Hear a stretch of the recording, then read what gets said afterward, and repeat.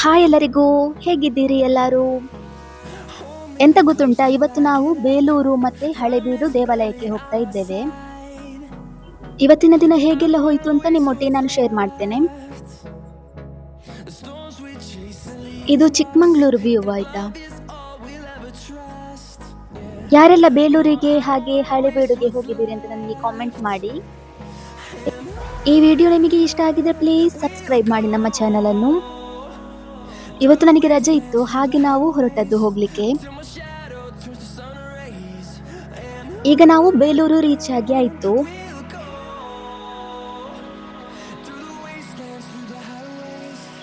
Car park ಮಾಡಿ ನಾವೀಗ ನಡೆದುಕೊಂಡು ಹೋಗ್ತಾ ಇದ್ದೇವೆ.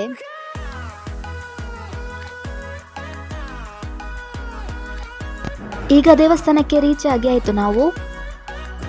ಬೇಲೂರು ಚೆನ್ನಕೇಶವ ದೇವಾಲಯ ಹಾಸನ ಜಿಲ್ಲೆಯ 12ನೇ ಶತಮಾನದ ಹೊಯ್ಸಳ ವಾಸ್ತುಶಿಲ್ಪ ಕಲಾಕೃತಿಯಾಗಿದೆ. ಈ ವಿಡಿಯೋದಲ್ಲಿ ಉಂಟಲ್ಲ, ನಾನು 2 ದೇವಸ್ಥಾನಗಳ ವೈಶಿಷ್ಟ್ಯತೆಯನ್ನು ಹೇಳ್ತೇನೆ. ತುಂಬಾ ಜನ ಕೂಡ ಹೋಗಿಕೊಂಡು ಬರ್ತಾ ಎಲ್ಲ ಇದ್ದಾರೆ. ಈ ದೇವಾಲಯವನ್ನು ಉಂಟಲ್ಲ, ಮೃದುವಾದ ಬಳಪದ ಕಲ್ಲಿನಿಂದ ಕೆತ್ತಲಾಗಿದೆ. ವಿಷ್ಣುವಿಗೆ ಸಮರ್ಪಿತ ದೇವಾಲಯ ಕೂಡ ಆಗಿದೆ. ನಾನು ಇಲ್ಲಿಗೆ ಮೊದಲ ಬಾರಿ ಬರ್ತಾ ಇರೋದಾಯ್ತಾ. ಹೊಯ್ಸಳರ ರಾಜಧಾನಿ ಬೇಲೂರು, ಯುಗಚಿ ಅಂತ ಒಂದು ನದಿಯ ದಡದಲ್ಲಿ ಈ ದೇವಾಲಯ ಇರುವುದು. ಮತ್ತೆ ಇದು ಪ್ರಮುಖ ವೈಷ್ಣವ ಯಾತ್ರಾ ಸ್ಥಳ ಕೂಡ ಆಗಿದೆ. ತುಂಬಾ ಬಿಸಿಲು ಕೂಡ ಇತ್ತು. ಇದರಲ್ಲಿ ಉಂಟಲ್ಲ, ಬೇಲೂರು ಚೆನ್ನಕೇಶವ ದೇವಾಲಯದ ಇತಿಹಾಸವನ್ನು ನಾವು ಇದರಲ್ಲಿ ಓದ್ಬೋದು. ಇಲ್ಲಿ ನಮಗೆ ಮೇಯ್ನ್ ಆಗಿ ಗಮನಿಸಿದಂತ ಹೇಳಿದ್ರೆ ಕಲೆ ಮತ್ತೆ ವಾಸ್ತುಶಿಲ್ಪ.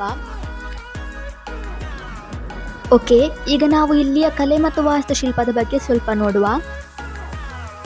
ಹೊಯ್ಸಳ ವಾಸ್ತುಶಿಲ್ಪದ ಶ್ರೇಷ್ಠ ಉದಾಹರಣೆ ಅಂತ ಸಹ ಹೇಳ್ಬೋದು ಇಲ್ಲಿಯ ಕಲೆ ಮತ್ತೆ ವಾಸ್ತುಶಿಲ್ಪಕ್ಕೆ. ಇದು ಶ್ರೀ ಚೆನ್ನಕೇಶವ ದೇವರ ಗರ್ಭಗುಡಿ. ಮತ್ತೆಂತ ಗೊತ್ತುಂಟ, ಇಲ್ಲಿ ಈ ಗೋಡೆ ಮತ್ತೆ ಕಂಬಗಳಲ್ಲಿ ರಾಮಾಯಣ ಮಹಾಭಾರತದ ಚರಿತ್ರೆ ಇರ್ತದಲ್ವಾ, ಅದನ್ನು ಕೂಡ ಇಲ್ಲಿ ಕೆತ್ತಲಾಗಿದೆ. ಇಲ್ಲಿ ಎಲ್ಲವೂ ಕೂಡ ಕಲ್ಲಿನಿಂದಲೇ ನಿರ್ಮಿತವಾಗಿರುವಂಥದ್ದು.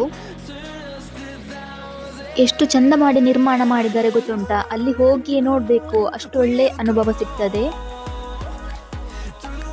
ಪ್ರತಿದಿನ ಇಲ್ಲಿಗೆ ಎಷ್ಟು ಜನ ಬರ್ಬೋದಲ್ವಾ ನೋಡ್ಲಿಕ್ಕೆ. ಅಲ್ಲಿಯೇ ಹತ್ತಿರ ಇರುವವರಿಗೆಲ್ಲ ಎಷ್ಟು ಒಳ್ಳೇದಲ್ವಾ ಹೋಗಿಕೊಂಡೆಲ್ಲ ಇರ್ಲಿಕ್ಕೆ. ಇದೆಲ್ಲವೂ ಕೂಡ ಕಲ್ಲಿನಿಂದಲೇ ಮಾಡಿರುವಂತಹದ್ದು. ಪ್ರಾಣಿ ಪಕ್ಷಿ ಗಿಡ ಮರ ಮತ್ತೆ ನರ್ತಕಿಯರ ವಿಗ್ರಹ ಕೆತ್ತನೆಗಳನ್ನು ಕೂಡ ಇಲ್ಲಿ ಮಾಡಿದ್ದಾರೆ. ಟೈಮ್ ಕೂಡ ಆಗ್ತಾ ಬಂತು, ಇನ್ನು ಸ್ವಲ್ಪ ಹೊತ್ತು ಇದ್ದು ಆಮೇಲೆ ಇಲ್ಲಿಂದ ಹೊರಡಬೇಕು. ಈ ದೇವಸ್ಥಾನ ಕಲೆ ಮತ್ತು ವಾಸ್ತುಶಿಲ್ಪಕ್ಕೆ ಪ್ರಮುಖವಾಗಿದೆ ಅಂತ ಹೇಳಿದೆ ಅಲ್ವಾ. ಈಗ ನಿಮಗೆ ಈ ಗೋಡೆಗಳ ಮೇಲೆ ಇರುವ ಕೆತ್ತನೆಗಳನ್ನು ತೋರಿಸ್ತೇನೆ. ಹೆಚ್ಚಾಗಿ ಇದರಲ್ಲಿ ನರ್ತಕಿಯರನ್ನೇ ಕೆತ್ತಲಾಗಿದೆ.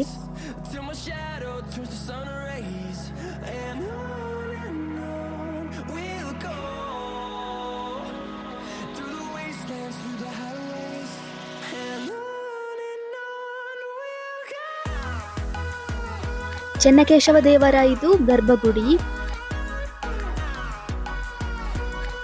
ರಾಮಾಯಣ ಮಹಾಭಾರತಗಳ ಪ್ರಸಂಗಗಳನ್ನು ನಾವಿಲ್ಲಿ ನೋಡ್ಬೋದು. ಕಂಬಗಳಲ್ಲಿ ನೋಡಿ ಎಷ್ಟು ಚಂದ ಕೆತ್ತನೆಗಳನ್ನು ಮಾಡಿದ್ದಾರೆ ಅಂತ.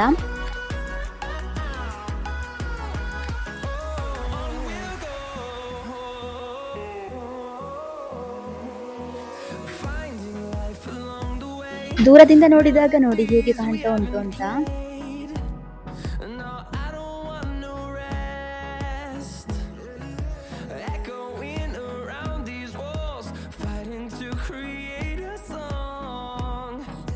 ಮತ್ತೆ ಈ ಮೆಟ್ಟಿಲು ಬಾವಿಯ ಹೆಸರು ಕಲ್ಯಾಣಿ ಅಂತ. ಹೊಯ್ಸಳರ ಪ್ರಮುಖ ಭಾಗವಾಗಿದೆ. ಇದುಂಟಲ್ಲ, ಆಯತಾಕಾರದ ಮೆಟ್ಟಿಲು ಬಾವಿಯಾಗಿದೆ. ಈ ನೀರನ್ನೇ ದೇವಸ್ಥಾನದ ಪೂಜೆ ಕಾರ್ಯಗಳಿಗೆ ಬಳಸುವುದು. ಇದಿಷ್ಟು ಬೇಲೂರು ಚೆನ್ನಕೇಶವ ದೇವಾಲಯದ ವೈಶಿಷ್ಟ್ಯ.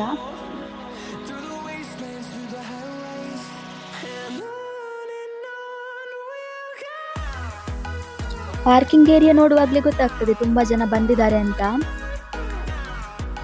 ಓಕೆ, ನಮ್ಮ ಪಯಣ ಇನ್ನು ಮುಂದುವರಿಸುವ. ಸುತ್ತಲೂ ಗಾರ್ಡನಿಂಗ್ ಮಾಡಿದ್ದಾರೆ, ನೋಡ್ಲಿಕ್ಕೆ ಫುಲ್ ಗ್ರೀನರಿ ಉಂಟು. ಬೇಲೂರಿನಿಂದ ಹಳೆಬೀಡಿಗೆ 16 ಕಿಲೋಮೀಟರ್ ಉಂಟು. ಹಳೆಬೀಡುವನ್ನು ದೋರ ಸಮುದ್ರ ಅಂತ ಕೂಡ ಕರೀತಾರೆ. ಇದರ ಹಿಂದಿನ ಹೆಸರು ದೋರ ಸಮುದ್ರ ಅಂತ. ಮತ್ತೆ ಹಳೆಬೀಡು ದೇವಾಲಯವನ್ನು ಹೊಯ್ಸಲೇಶ್ವರ ದೇವಾಲಯ ಅಂತ ಕೂಡ ಕರೀತಾರೆ. ಇದರ ಇತಿಹಾಸದ ಬಗ್ಗೆ ಹೇಳುವುದಾದ್ರೆ ಇದು ಶಿವನ ದೇವಾಲಯ ಆಗಿರ್ತದೆ. 12ನೇ ಶತಮಾನದಲ್ಲಿ ವಿಷ್ಣುವರ್ಧನನ ಕಾಲದಲ್ಲಿ ಇದು ನಿರ್ಮಾಣ ಆಗಿರುವಂತದ್ದು. ಈ ದೇವಾಲಯ ಉಂಟಲ್ಲ, ಕಪ್ಪು ಶಿಲೆಗಳಿಂದ ನಿರ್ಮಾಣವಾಗಿರುವಂತದ್ದು. ಒಮ್ಮೆ ಒಳಗೆ ಹೋಗಿ ಬರುವ. ಹಳೆಬೀಡು ದೇವಾಲಯ ಕಲೆ, ಶಿಲ್ಪಕಲೆ, ಕಲಾತ್ಮತೆಗೆ ಹೆಸರುವಾಸಿಯಾಗಿದೆ. ಹೊಯ್ಸಳ ರಾಜ ವೀರಬಳ್ಳಾಳ ಮತ್ತೆ ರಾಣಿ ಕೇತಲಾದೇವಿ ನಿರ್ಮಿಸಿರುವಂತದ್ದು. ಇನ್ನು ಬೇಗ ಬೇಗ ಈ ದೇವಾಲಯದ ವೈಶಿಷ್ಟ್ಯತೆಯನ್ನು ನೋಡಿಕೊಂಡು ಬರುವ. ಹೇಳಿದ ಹಾಗೆ ಇದೆಲ್ಲವೂ ಕೂಡ ಕಪ್ಪು ಶಿಲೆಗಳಿಂದ ನಿರ್ಮಿತವಾಗಿರುವಂತದ್ದು. ಮತ್ತೆ ಗೋಡೆಗಳ ಮೇಲೆ ರಾಮಾಯಣ, ಮಹಾಭಾರತ, ಪುರಾಣ ಕಥೆಗಳನ್ನು ಹಾಗೆ ಪ್ರಾಣಿ, ಪಕ್ಷಿ, ದೇವತೆಗಳ ಕೆತ್ತನೆ ಕೂಡ ಮಾಡಿದ್ದಾರೆ. ಹಾಗೆಯೇ ಇಲ್ಲಿ ರಾಜರ ಜೀವನ ಶೈಲಿಗಳನ್ನು ಚಿತ್ರಿಸುವ ಸಾವಿರಾರು ಕೆತ್ತನೆಗಳನ್ನು ಕೂಡ ನೋಡ್ಲಿಕ್ಕೆ ಸಿಗ್ತದೆ. ತುಂಬಾ ಚಂದ ಕಾಣ್ತಾ ಉಂಟಲ್ವಾ?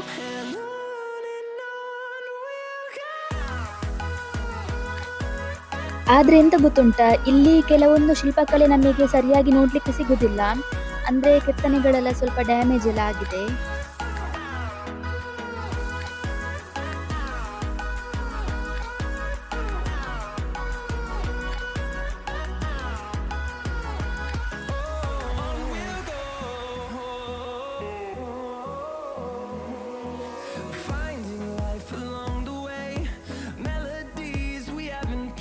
ಕೆಲವೊಂದು ಜನಗಳಿಂದವೇ ಹಾಳಾಗಿರುವಂತದ್ದು. ಹಳೆಬೀಡು ದೇವಾಲಯ ಹೊಯ್ಸಳರ ಕಲೆ, ವಾಸ್ತುಶಿಲ್ಪ, ಧರ್ಮ, ಸಾಂಸ್ಕೃತಿಕ ಜೀವನದ ಬಗ್ಗೆ ತಿಳಿಸುವ ಐತಿಹಾಸಿಕ ಸ್ಮಾರಕಗಳು ಕೂಡ ಆಗಿದೆ. ಇಲ್ಲಿ ನೋಡಿ, ನಂದಿಯ ವಿಗ್ರಹ ಉಂಟು, ಹೇಗೆ ಮಾಡಿಟ್ಟಿದ್ದಾರೆ ನೋಡಿ, ಅದರ ಮೇಲೆಲ್ಲ ಬರ್ದಿದ್ದಾರೆ. ಅವರ ಹೆಸರನ್ನೆಲ್ಲ ಇದರ ಮೇಲೆ ಬರ್ದಿಟ್ಟಿದ್ದಾರೆ. ಅವತ್ತಿನ ಕಾಲದಲ್ಲಿ ಇದೊಂದು ಸುಂದರವಾದ ನಂದಿಯ ಮಂಟಪವಾಗಿತ್ತು.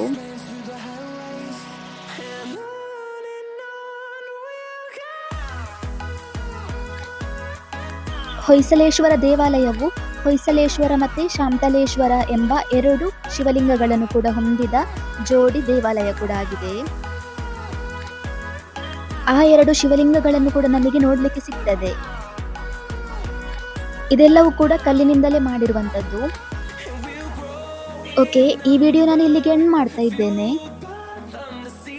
ಮತ್ತೆ ಈ ವಿಡಿಯೋ ಇಷ್ಟ ಆಗಿದ್ರೆ ಉಂಟಲ್ಲ, ಪ್ಲೀಸ್ ಲೈಕ್ ಮಾಡಿ ಹಾಗೆ ಸಬ್ಸ್ಕ್ರೈಬ್ ಮಾಡಿ. ಮತ್ತೆ ಬೇರೆಯವರಿಗೆ ಸಹ ಶೇರ್ ಮಾಡಿ. ಹೀಗೆ ಸಪೋರ್ಟ್ ಮಾಡ್ತಾ ಇರಿ. Thank you. ಬಾಯ್.